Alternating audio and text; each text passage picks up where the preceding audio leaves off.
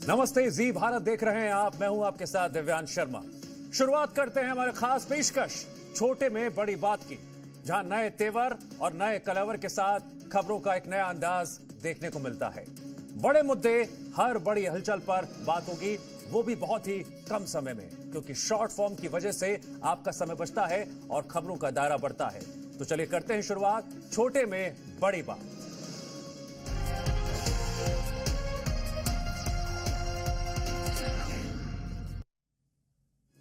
शुरुआत एक सावधान करने वाली खबर के साथ। आमतौर पर देखा गया है, पेरेंट्स खुद को फ्री करने के चक्कर में बच्चों को मोबाइल पकड़ा देते हैं।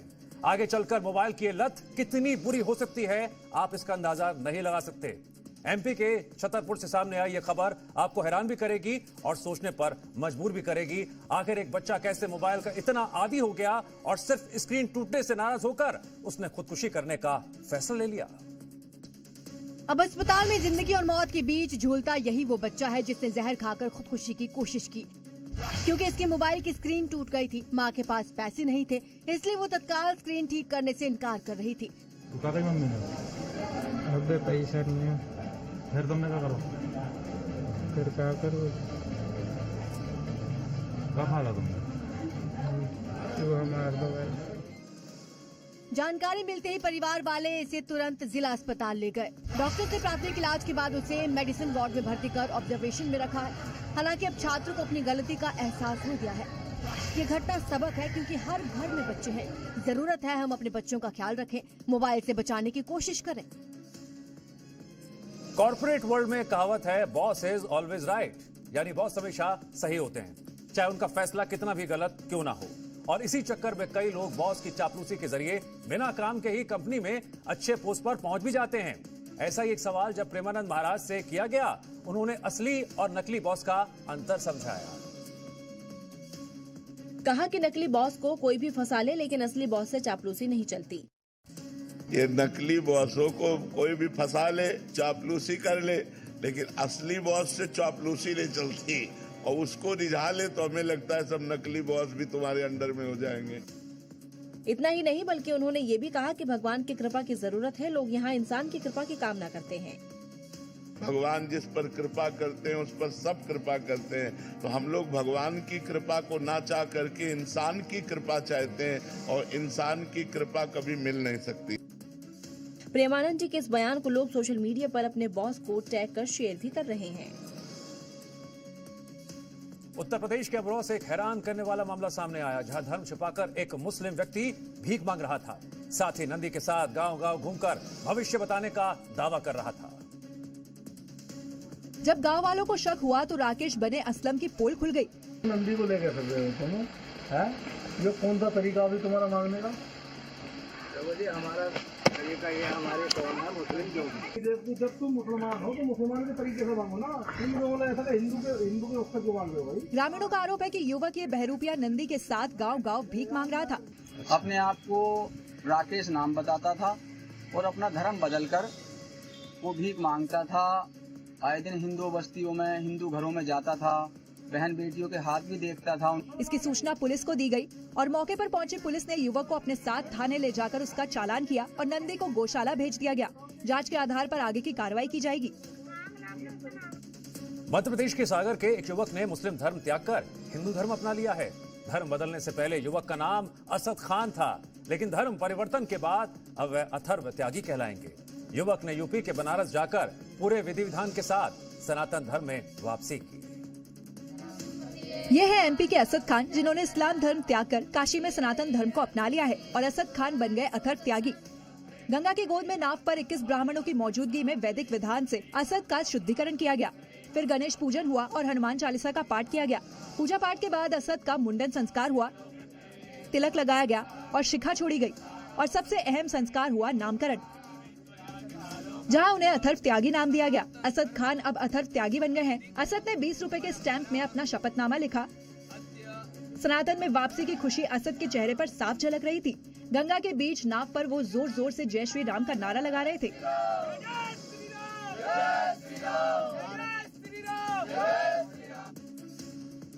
राजस्थान की धौलपुर पुलिस ने नाबालिग से रेप के एक मामले में फरार चल रहे आरोपी को गिरफ्तार कर लिया। लेकिन जैसे ही पुलिस आरोपी को पकड़ने गई, आरोपी मथुरा में बुर्का पहनकर महिला के भेष में छिपा मिला, जिसे पुलिस ने दबोच लिया, जहां आरोपी बुर्के में घूम रहा था। दरअसल आरोपी महिला के भेष में बुर्का पहने इलाके में रहता था। इतना ही नहीं बल्कि वो लड़की के श्रृंगार का भी सामान अपने पास रखता था। जब वही पुलिस ने आरोपी को पकड़ा तो उसके होठों पर लिपस्टिक लगी हुई थी। बता दें कि 15 दिसंबर को आरोपी ने नाबालिग और उसके भाई को नौकरी दिलाने का झांसा देकर अपने घर बुलाया था। इसके बाद उसने नाबालिग के भाई को बाजार भेज दिया और नाबालिग से साथ रेप किया। घटना के बाद से ही आरोपी फरार चल रहा था। उसकी तलाश में पुलिस की कई टीमें गठित की गई थी। पुलिस को मुखबिर से सूचना मिली कि आरोपी मथुरा के पास छिपा हुआ है। नए साल से पहले जम्मू कश्मीर में आतंक की आहट ने एक बार फिर सुरक्षा एजेंसियों को अलर्ट कर दिया है। घुसपैठ की आशंका के बीच भारतीय सेना ने आतंकियों के खिलाफ बड़ा सर्च ऑपरेशन शुरू कर दिया है। किश्तवाड़ से लेकर डोडा तक जंगल, पहाड़ और घाटियां, हर इलाका सेना की रडार पर। क्योंकि पिछले एक हफ्ते में भारतीय सेना जैश ए मोहम्मद के स्थानीय कमांडर सैफुल्लाह, उसके करीबी आतंकी आदिल और उनके साथ छिपे आतंकियों की तलाश में सर्च ऑपरेशन चला रही है। दोनों आतंकियों पर 5-5 लाख रुपए का इनाम घोषित है और ये आशंका है कि आतंकी किश्तवाड़ के पहाड़ी इलाके में छिपे हुए हैं। सेना ने किश्तवाड़ के गांव और आसपास के जंगलों में घर घर और कोना कोना खंगाला। इसके बाद ऑपरेशन को पहाड़ी इलाकों और संभावित ठिकानों तक और तेज किया गया। इस पूरे ऑपरेशन में करीब 2000 जवान तैनात किए गए हैं। अलग अलग टुकड़ियों में जंगलों, पहाड़ियों और घाटियों में सर्च ऑपरेशन जारी है। ड्रोन, आधुनिक हथियार की मदद से आतंकियों के भागने के हर रास्ते पर नजर रखी जा रही है, क्योंकि जम्मू कश्मीर की धरती पर आतंक के लिए कोई जगह नहीं है। कांग्रेस नेता प्रियंका गांधी के बेटे रेहान वाड्रा ने अपनी long time girlfriend Aviva Baig से सगाई कर ली है, जिसके बाद से ही प्रियंका की होने वाली बहू की तस्वीरें सोशल मीडिया पर वायरल हो गई हैं। इस खास पल को एक निजी समारोह में मनाया गया। सूत्रों के मुताबिक रेहान और अवीवा की दोस्ती करीब 7 साल पुरानी है, जो समय के साथ रिश्ते में बदल गई। रेहान ने बेहद निजी अंदाज में अवीवा को प्रपोज किया। दोनों परिवारों की सहमति के बाद सगाई की रस्म पूरी की गई। ऐसी खबर है कि रेहान और अवीवा की मुलाकात कुछ साल पहले प्रोफेशनल इवेंट में हुई थी।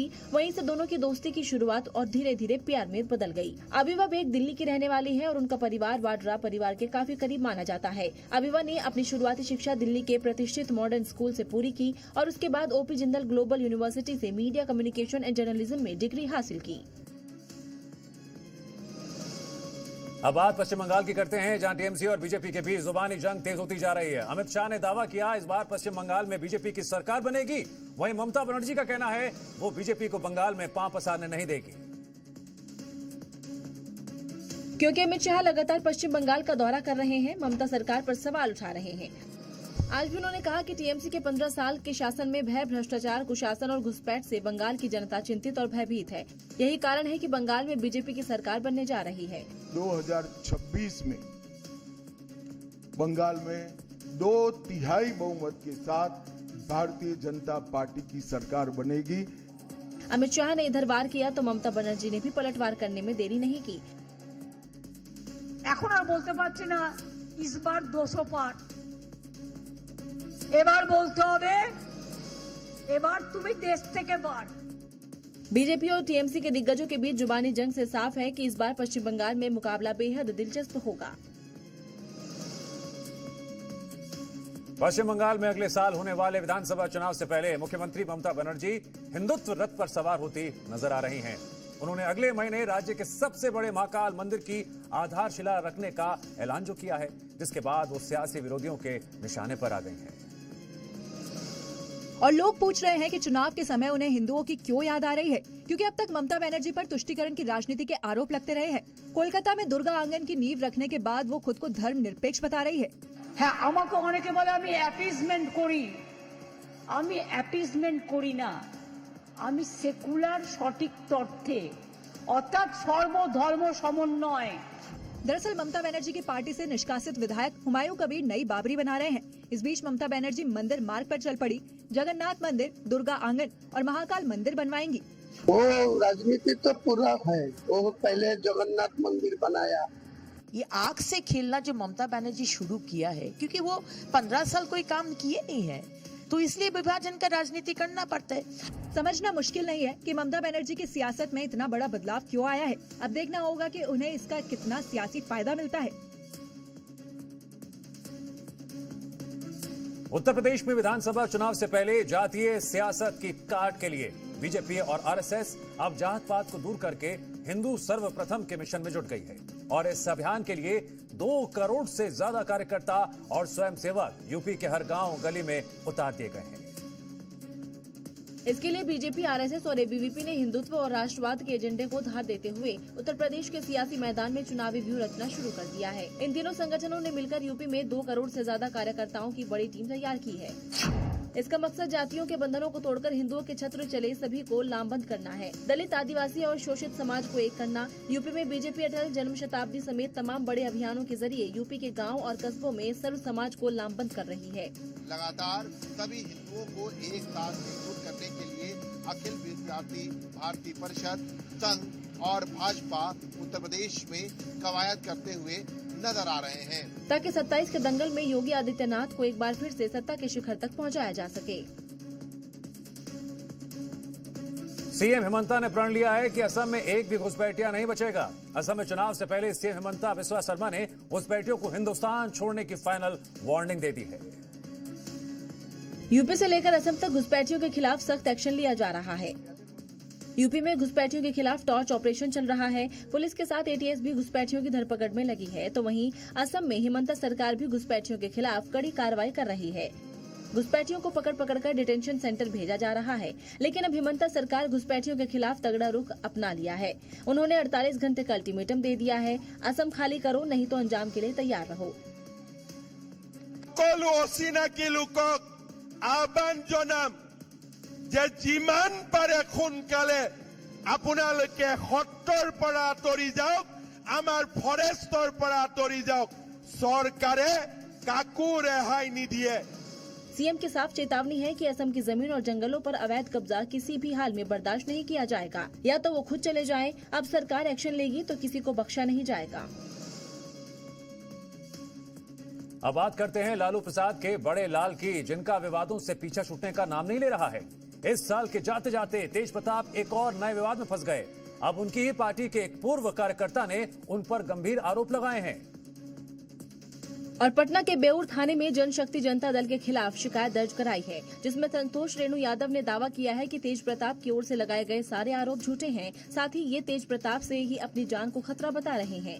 हमें जान से खतरा महसूस हो रहा है। अब इनसे मुझे जान को मेरी खतरा है। मेरा परिवार पूरा सदमा में है। ये मेरी कभी भी हत्या करवा सकते हैं। इसके पहले तेज प्रताप ने सचिवालय थाने में संतोष रेणु यादव से अपनी जान को खतरा बताया था। बिहार के गृह मंत्री सम्राट चौधरी से अपनी सुरक्षा बढ़ाने की मांग की थी। हमको खतरा है तो इसलिए सुरक्षा का हमने मांग किया है। कब कहाँ मेरा हत्या हो जाए। अब देखे रहे सोशल मीडिया पे लगातार हमने सम्राट चौधरी जी को भी पत्र लिख करके देने का काम किया है। 2025 में तेज प्रताप का परिवार से नाता छूटा। माता पिता की पार्टी से हटाए गए, खुद की पार्टी बनाए लेकिन बुरी तरह से हार गए। अब जाते जाते एक नए विवाद में फंस गए। अब दोनों की शिकायत की जांच हो रही है। उसके बाद ही पता चलेगा कि इस मामले में कौन सच्चा है, कौन झूठा है। मुंबई नगर निगम चुनावों को लेकर महायुति गठबंधन में सीटों के बंटवारे का मुद्दा सुलझ गया है। अब बीजेपी और शिवसेना कितनी सीटों पर चुनाव लड़ेगी, इसका फॉर्मूला भी सामने आ गया है। सबसे बड़ी बात तो यह है कि सीटों की इस डील में अजीत पवार की एनसीपी शामिल नहीं है। पिछले कुछ दिनों से बीजेपी और शिवसेना के बीच सीट बंटवारे को लेकर बातचीत चल रही थी। कई बैठकों के बाद अब अंतिम सीट बंटवारे की घोषणा हुई। एकनाथ शिंदे के नेतृत्व वाली शिवसेना के बीच हुए सीट शेयरिंग समझौते ने महाराष्ट्र की राजनीति में एक बड़ा संकेत दे दिया है। 227 सीटों वाली बीएमसी में बीजेपी 137 सीटों पर, जबकि शिवसेना 90 सीटों पर चुनाव लड़ेगी। अजीत पवार की राष्ट्रवादी कांग्रेस पार्टी अकेले चुनाव लड़ती दिख रही है। एनसीपी ने अपनी पहली लिस्ट जारी कर दी है। इस आंकड़े ने लगभग साफ कर दिया है कि इस बार बीएमसी में बड़ा भाई कौन है। 137 सीटों पर बीजेपी का चुनाव लड़ना सीधे तौर पर मेयर पद पर उसके दावे को मजबूत करता है। ये स्थिति एकनाथ शिंदे के लिए एक संभावित झटका मानी जा रही है, क्योंकि वो न सिर्फ मुख्यमंत्री पद से उप मुख्यमंत्री की भूमिका स्वीकार कर चुके हैं, बल्कि अब बीएमसी जैसे पारंपरिक शिवसेना के किले में भी छोटे भाई की भूमिका में नजर आ रहे हैं। राजस्थान के डूंगरपुर में जिला विकास समन्वय समिति की बैठक के दौरान बीजेपी के सांसद और भारतीय आदिवासी पार्टी के सांसद के बीच जमकर तू-तू मैं हो गई। विवाद इतना बढ़ गया, बीएपी नेता की तरफ से बीजेपी सांसद को बाहर निकलने की धमकी दे दी गई। फिर क्या था, बैठक दिशाहीन हो गई। इस दौरान तुम बोलने पर बीजेपी सांसद भड़क गए। तुम क्या होता है, कैसे बात कर रहे हो? तुम क्या होता है? कैसा होता है? तुम क्या होता है? हम उदयपुर का रिप्रेजेंट करते हैं। तुम क्या होता है? अरे बोलने का तरीका तुमको क्या होता है? मैं आप करके बात कर रहा हूँ। दरअसल जिला प्रशासन के साथ राजनीतिक प्रतिनिधियों की बैठक में बीजेपी सांसद नियमों के मुताबिक चलने की बात कर रहे थे, लेकिन बीजेपी सांसद ने आदिवासी के मुद्दों को उठाया, विवाद बढ़ा तो धमकियां भी दी गई। लड़ाई करनी हो तो बाहर आ जाना। आगे आ जाना। देखिए मैदान में आओ, उनके देखिए ऐसे धमकी का काम नहीं होता। कौन धमकी करे? कौन धमकी करे? आपको कान बह रहा है क्या? आपको ध्यान रखना कि धमकी कौन दे रहा है? दरअसल इस विवाद की जड़ आदिवासी वोट बैंक है, जहां बीजेपी का कब्जा रहा है, लेकिन बीजेपी के उभरने से समीकरण बदल गए हैं। संभल में आज जामा मस्जिद के पास में बने कब्रिस्तान की नापी की गई। आरोप है कब्रिस्तान के हिस्से पर अवैध कब्जा कर 22 दुकान मकान बनाए गए हैं। 24 नवंबर 2024 को संभल हिंसा के दौरान यहीं से पत्थर फेंके गए थे, लेकिन आज जोगी फोर्स का पहरा इतना तगड़ा था, सब कुछ अच्छे से संपन्न हो गया। और ये तस्वीरें भी बता रही है कि यहाँ पहरा कितना तगड़ा है। किसी पुलिसकर्मी के हाथ में डंडा है तो किसी के हाथ में हथियार। कोई छत पर चढ़कर दूरबीन से उपद्रवियों पर नजर रख रहा है तो कोई ड्रोन से लगातार तस्वीरें ले रहा है। गलियों में जगह जगह बैरिकेडिंग की गई है। कड़ी सुरक्षा के बीच विवादित जामा मस्जिद के पास 8 बीघा कब्रिस्तान की जमीन की पैमाइश की गई। ठीक 7 की जमीन पर कब्रिस्तान है और इस कब्रिस्तान पर लगभग 21 लोगों ने अवैध रूप से कब्जा कर दुकानें बनाई गई। मस्जिद के सर्वे के दौरान 2024 में यहाँ दंगे भड़के थे, लेकिन उस घटना से सीख लेकर सर्वे टीम पूरी तैयारी के साथ पहुंची। देखिए दस्तावेज के साथ लेखपाल है, फीता और रस्सी से जमीन की मापी की जा रही है। इस पैमाइश के बाद अगर इनका कब्जा पाया जाता है तो फिर नियमानुसार कार्रवाई की जाएगी। 4,000 वर्ग मीटर। आरोप है कि जामा मस्जिद से सटे करीब 8 बीघा सरकारी जमीन पर कब्जा कर कब्रिस्तान बनाया गया है। संभल में कड़ी सुरक्षा के बीच 8 बीघा सरकारी जमीन पर बने कब्रिस्तान और मकान की नापी की गई। आरोप है 1989 में मुलायम सरकार के दौरान अवैध कब्जा हुआ था और 2024 में यहां इन मकानों की छतों से पत्थर बरसाए गए थे। हालांकि यहाँ रहने वाले मुस्लिम परिवारों का कहना है कि उनके बाप दादा और पुरखे जमाने से यहाँ रहते आ रहे हैं। ये बहुत टाइम से साल गुजर गए, हमारे तो बुजुर्ग जो हैं कम से कम बहुत टाइम से बता रहे हैं, तो हम जब से पैदा हुए हैं। इनके दावों में कितना दम है ये जांच के बाद ही मालूम होगा, लेकिन आरोप ये है कि करीब 25 सालों से लोगों ने यहाँ कब्जा कर रखा है और संभल के इस इलाके में अवैध कब्जों की शिकायत पर ही प्रशासन ने पैमाइश की है। पैमाइश के बाद ही अवैध कब्जों की स्थिति साफ हो जाएगी। संतोषजनक जवाब नहीं मिलने पर हटाने की कार्रवाई शुरू होगी, मतलब अवैध कब्जे की कब्र को योगी उखाड़ फेंकेंगे। सीएम योगी ने प्रदेश के बड़े बड़े माफियाओं को ठिकाने लगा दिया, लेकिन लखनऊ और आगरा में कई ऐसे भूमाफिया हैं जो सरकारी जमीन को कब्जाए बैठे थे। आज उनमें से 2 बिल्डर्स के काले साम्राज्य पर बुलडोजर एक्शन हो गया और अवैध निर्माण को धराशायी कर दिया गया। यूपी पिछले 8 सालों से अवैध निर्माण पर बाबा का बुलडोजर लगातार गरज रहा है। ये 2 तस्वीरें आपके सामने हैं जो बताती हैं कि यूपी में पीला पंजा अवैध निर्माण का क्या हाल करता है। लखनऊ एयरपोर्ट के पीछे बनी अवैध कॉलोनी पर बुलडोजर चला। एलडीए ने 21 घरों को जमींदोज कर दिया। बिल्डर ने करीब 5000 वर्ग मीटर में अवैध रूप से कॉलोनी बनाई थी। करीब 8 घंटे तक चली कार्रवाई में 5 जेसीबी की मदद से सभी अवैध भवनों को ध्वस्त कर दिया गया। आगरा में अवैध रूप से विकसित की जा रही कॉलोनी पर पीला पंजा चला। न सिर्फ मुख्य गेट ध्वस्त कर दिया, बल्कि कॉलोनी के अंदर विकसित की गई सड़कें और बाउंड्री भी उखाड़ दी। 6000 वर्ग मीटर में अदिनाथपुरम नाम से अवैध कॉलोनी बन रही थी। 4 बुलडोजरों की मदद से 4 घंटे तक ये एक्शन जारी रहा। उत्तराखंड के अल्मोड़ा से एक दर्दनाक सड़क हादसे की खबर और तस्वीर सामने आई। भिकिया सैण विनायक मार्ग पर एक बस अनियंत्रित होकर गहरी खाई में जा गिरी। इस हादसे में 7 लोगों की जान चली गई, कई लोग घायल हो गए। घटना के बाद इलाके में अफरा तफरी मच गई और राहत बचाव कार्य तेजी से शुरू कर दिया गया। बस भिकिया सैण से रामनगर जा रही थी और सुबह करीब 6 बजे द्वाराहाट से निकली थी। रास्ते में बस अनियंत्रित हुई और गहरी खाई में जा गिरी। वीडियो में आप देख सकते हैं कि हादसा कितना भयानक है। बस हवा में लटक गई और उसके परखच्चे उड़ गए। खाई बेहद गहरी होने के कारण बचाव कार्य कठिन था, लेकिन स्थानीय लोगों की मदद से लोगों का रेस्क्यू किया गया। घायलों को सरकारी अस्पताल में भर्ती करवा दिया गया है। सीएम पुष्कर सिंह धामी ने बस दुर्घटना पर दुख व्यक्त किया, घायलों के जल्द ठीक होने की कामना की। यूपी के जौनपुर में जबरन धर्म परिवर्तन का मामला सामने आया। शिकायत के बाद पुलिस ने कार्रवाई करते हुए 3 आरोपियों को गिरफ्तार कर लिया। आरोप है दबाव बनाकर धर्म बदलवाने की कोशिश की गई। पीड़ित वीरेंद्र कुमार जायसवाल की तहरीर पर पुलिस ने उसके बेटे बहू समेत कुल 5 लोगों के खिलाफ मुकदमा दर्ज किया था। आरोप है कि जबरन और लालच देकर ईसाई धर्म की प्रार्थना कराई जा रही थी। मामला शाहगंज थाना क्षेत्र के मोहल्ला पुराना चौक का है। पुलिस की कार्रवाई से पूरे इलाके में हड़कंप मच गया। पीड़ित के मना करने पर आरोपियों ने गाली गलौज किया, जान से मारने की धमकी दी। शिकायत के आधार पर पुलिस ने मामला दर्ज किया है। पुलिस टीम ने कार्रवाई करते हुए 3 आरोपियों प्रदीप गौतम उर्फ सूर्या, उसकी पत्नी सविता देवी और नितिन कुमार जायसवाल की पत्नी प्रीति को गिरफ्तार किया। गिरफ्तारी के दौरान बाइबल, माला क्रॉस, रजिस्टर जैसी कई सामग्रियां बरामद हुई। फिलहाल पुलिस पूरे मामले की जांच कर रही है और अन्य आरोपियों की तलाश में है। हिमाचल प्रदेश के मंडी में न्यू ईयर का जश्न मनाने पहुंचे सैलानियों ने जमकर उत्पात मचाया। 20 सड़क शर्ट उतारकर सैलानियों ने कार पर बैठकर हुड़दंग की। वीडियो वायरल होने के बाद पुलिस ने 25,000 का चालान काटा। क्योंकि न्यू ईयर का जश्न मनाने हिमाचल प्रदेश की मंडी पहुंचे सैलानियों ने 20 सड़क जमकर हुड़दंग किया। इस घटना का जो वीडियो सामने आया उसमें 20 सड़क पर खड़ी कार पर एक शख्स शर्ट उठाकर बैठा दिखा। वहीं कुछ लोग उसे घेरकर शराब पीते दिखे।